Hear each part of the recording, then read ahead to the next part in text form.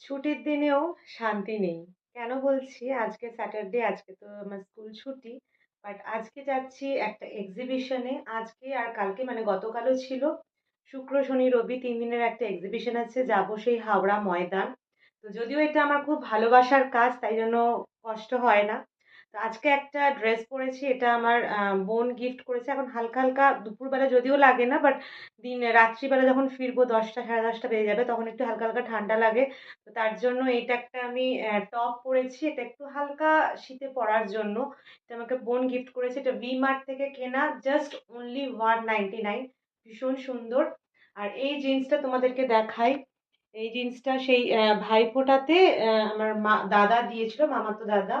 তো এরকম একটা বেল বটস টাইপের সেই আগেকার দিনের ড্রেস আবার ফিরে এসেছে। আগে আমরা খুব বেল বটস পরতাম, এখন আর পাওয়া যায় না। বাট ইদানিং আবার খুব উঠেছে বেল বটস